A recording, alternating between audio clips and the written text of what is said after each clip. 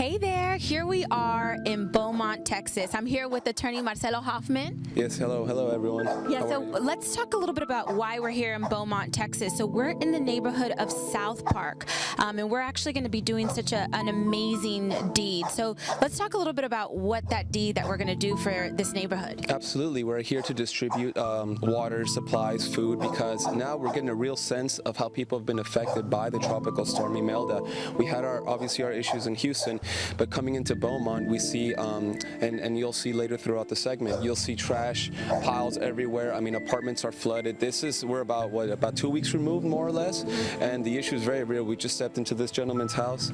Unfortunately, it's been completely flooded, and they're doing a lot of work, so we're here to just support the community. Yeah, definitely. So you guys probably, if you missed that show 2 weeks ago on Talk to Me Tuesday, that show definitely shows a little bit about what they experienced, some of those pictures, and here in a little bit, we're going to show the inside of what it's looking like 2 weeks after Tropical Storm Imelda.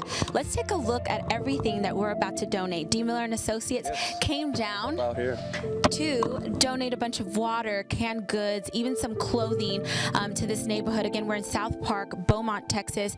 So you'll see us right now distribute some of these goods. Take a look.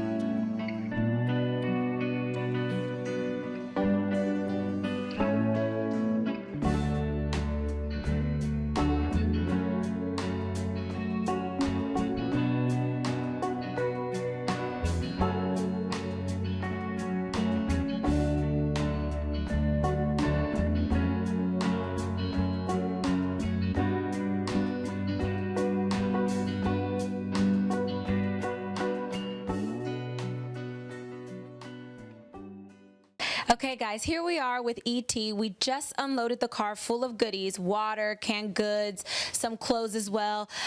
So you're going to be distributing some of those items that we donated to you guys to your neighborhood. Is that correct? Yes, ma'am, it is. Awesome. So that's going to be great. I know they're going to need that as well as get them in the road to recovery. So we're now in your home.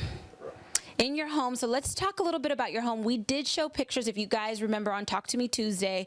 Your home with the water, it was almost as high as I am, almost to like where my shoulders is. And the only reason why I could tell is because I see the walls and where the water affected. Right now, we're in the kitchen. So talk to me about the process that you've already started, and is the wood dry and all that good stuff. Tell us a little bit of what you've experienced.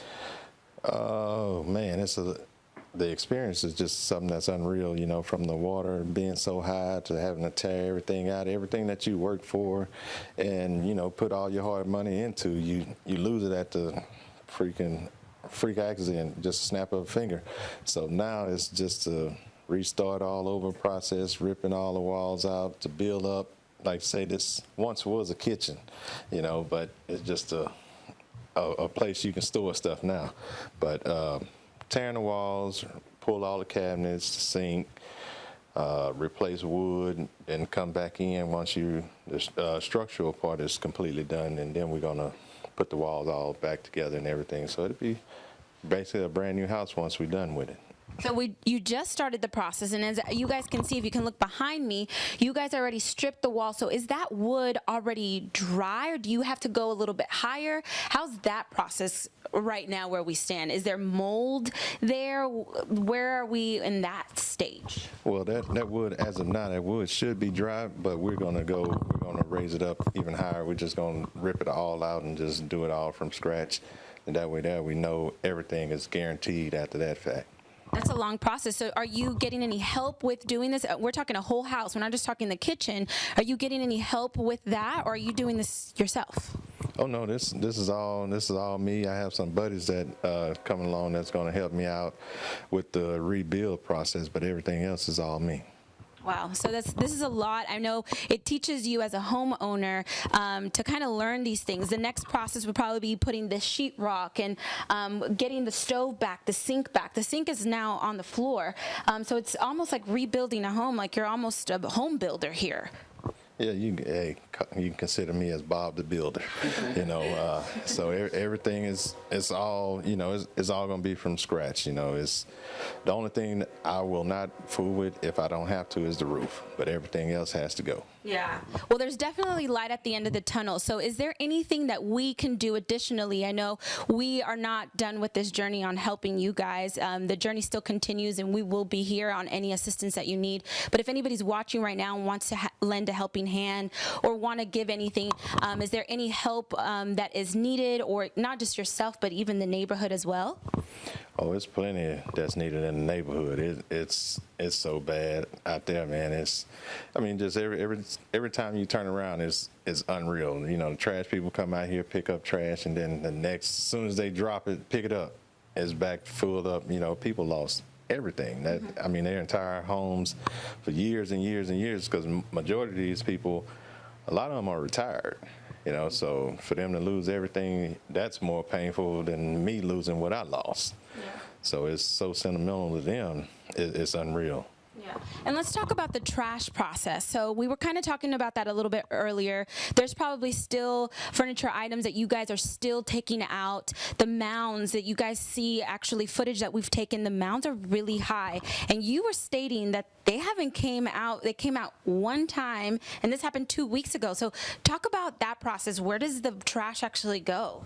Right now, because the way everything's working with so much trash going on in the landfill, at the moment, you know, it's supply and demand. You know, they can't take it on anymore. So people, they come out, pick it up, and they're putting it out at Fort Park right now. So if you're on I-10 coming into Beaumont, leaving Beaumont, look over there at Fort Park. You'll see all the trash is just steady piling up. So if you guys are driving, that's not a demolished building, that's trash. There's also vehicles. I know you mentioned probably more than 9,000 vehicles that were flooded in. You have some still here. Some of your vehicles are flooded in. Where are you currently staying or sleeping right now?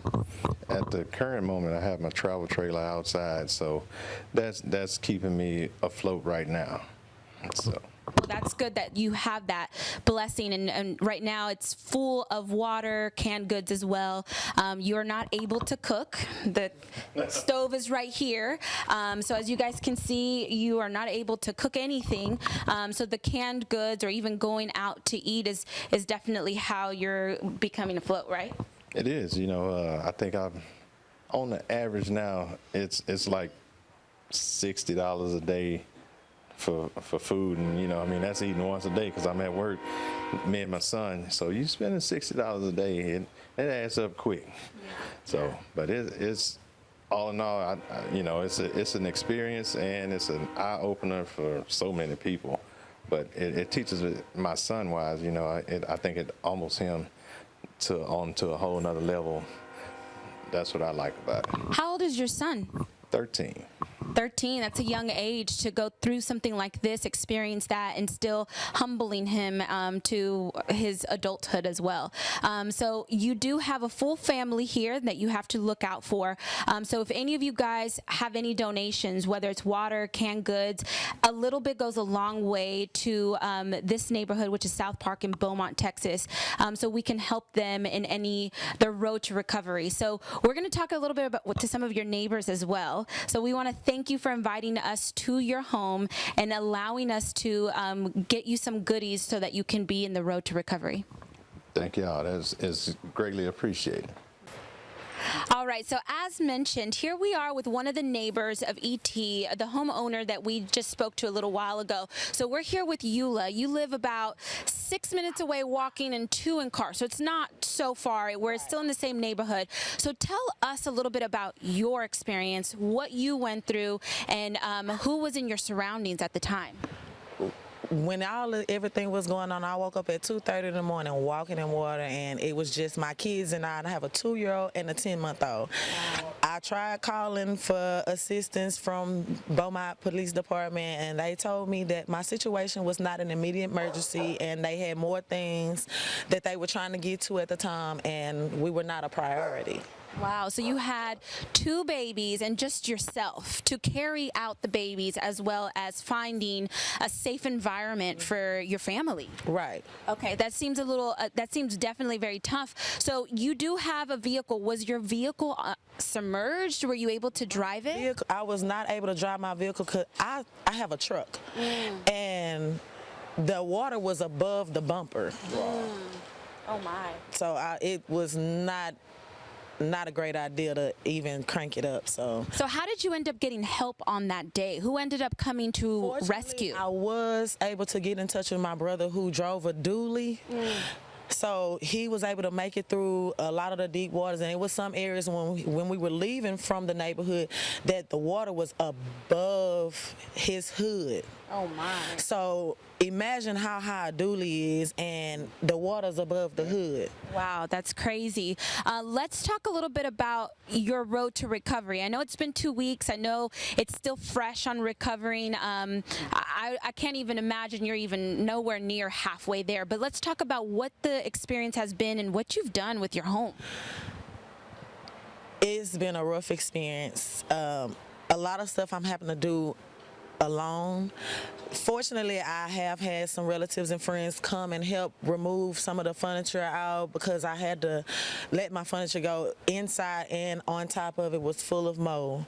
So I pretty much lost a lot. Pretty much most of the furniture, my kids' furniture, clothing, food, baby food, Pampers, I lost a lot because some of that stuff was stored, below the water level. So unfortunately, I lost a lot. I even had water coming through my roof, unfortunately, because there was a leak in my roof. Something must have punctured, and it ended up seeping in, and so now I have a mold spot in my ceiling. We're very sorry to hear that you lost all of that. Now let's talk a little bit about the foundational part of your house. Is the wood still up? Did you already start kind of knocking that down? Do you have the doors up? Tell us about that. The only thing I've been able to get out so far was the furniture and the doors, because all of the doors are just have swollen at the bottom where the water was sitting. I still need help trying to get the wall where there's mold at. So it's still a lot of stuff that I still have to do in my home to get it even ready for my kids to come back home, because we're separated at this time. Okay, so this is a long process. You just mentioned that you're separated from your kids. Now the reason being, you need to make sure it's a safe environment. Correct. Mold is nothing to play with, especially for little ones. And you're stating you're not even at the process of rebuilding yet. There's still a lot that needs to come out, needs to be gutted out. So there's still a process. And so is that something that we can probably try to get some help for you to help you? Yes, ma'am. Okay. That would be greatly appreciated. Awesome. So we will definitely reach out to some, if you guys are in the area, or if you guys, if that's your profession, we definitely recommend if you can reach out to us, because this young lady can definitely use some of that help. Right now, you're just doing this on your own as a woman. Yes, on my own. I mean, as a homeowner, it's just some things you just have to do. And right now, I have to do it, especially being that I really want to get my kids back home, and they're an hour away from me. So it's not like I can just go around the corner and visit with my kids for a little bit. And I'm staying in the home, and I shouldn't even be there. I have asthma, but I have other relatives to go, but it's nothing like your own space. Right. So your kids are an hour away, and where are they staying, or with who are they staying right now? They're staying with my mom and her husband right now. Thank God that I do have that support system, because if I didn't have that support system, I'd probably be breaking down. Right. And definitely, so your kids are with your mother while mom is trying to get home ready for the kids, which is very respected for you. I know, and your courage is definitely hard. So we definitely applaud your strength, and that's awesome that you are doing that. And we will be here every step of the way. We did bring some goods that can help. A little bit goes a long way. Let us know if there's anything else that we can do for you. I also want to invite you guys, if there's anything that you guys want to do for this community as well as Beaumont, Texas, we want to invite you as well to let us know. Send us a direct message, send us in the comment section, and we'll be happy to reach out to you. That way we can also, as one community and one unit, help Beaumont, Texas. Yes, please. Any help is greatly appreciated, no matter what it is. Nothing is too small and nothing is too big. Yeah, so definitely reach out to us and let us know, and we will talk to a couple of more neighbors here shortly.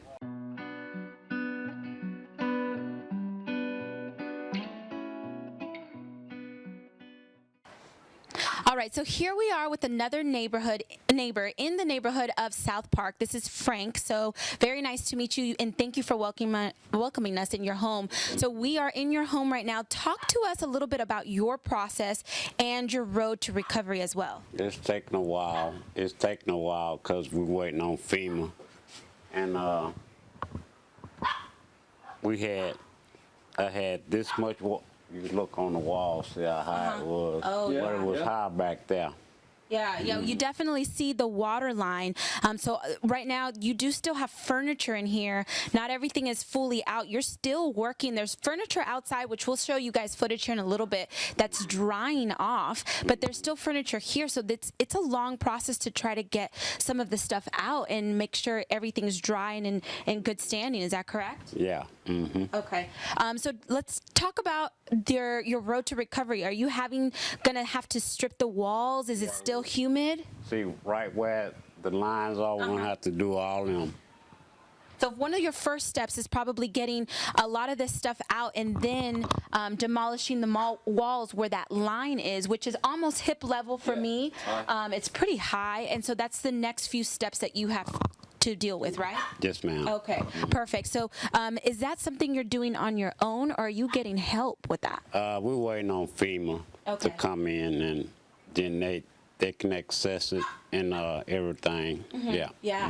And we definitely want to make sure, because this environment, are you staying in this home currently? Yeah, I'm sleeping back there. Okay, you're sleeping still in the home, and has anybody came out to see if there's any like mold or stuff like that? No. Or are you still waiting? I'm still waiting. Okay, so 2 weeks, and Frank is still waiting on someone to come out, assess the home, seeing if there's any mold. But in the meantime, this is the only place that you have? You don't have anywhere to go to sleep? Yeah, I can go sleep at my mother-in-law. Okay, so you do have an option. That's awesome.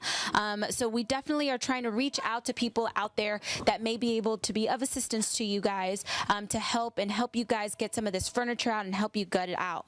Yeah. Awesome. Well, thank you. I can do it myself, though. We're gonna do it ourselves. Okay. When we get the help. Yeah. Sure. For sure. Well, if there's anything that you need that you can think of right now, we'll be more than happy to assist you on that. Probably some water. Yeah. And food. Perfect. Well, good thing we did bring 15 cases of water. We did bring some canned goods that are in the centralized location there with ET's home. Do you have a stove, or is everything also demolished in your kitchen? My freezer was demolished. It was over here. Okay, look, we're walking towards the freezer. Okay. It was right here. Oh, this is where it was. Okay. Right there. Okay, it was here, which is no longer there. There's a lot of things that, if you guys look around, there's still a lot, and you see that water line right there. That's where how high the water got. You kind of see a little bit of the wall being warped from the water, and that's part of the process. Oh, okay. I hear it too. Yeah, you can hear it. It does sound very moist and humid, the wood, and that's part of the next few stages. So, Frank, I want to thank you again for inviting us to your home, and we'll definitely, this won't be the first time that you see us. We'll definitely come back out again. Okay? Awesome. Well, thank you. I want to invite you guys, if you guys have any type of help and assistance that can be needed, this neighborhood, South Park in Beaumont, Texas, is definitely in need of your help. We want to make sure that we help them on their road to recovery. As a community and as one, we can help Beaumont, Texas. Until next time, guys.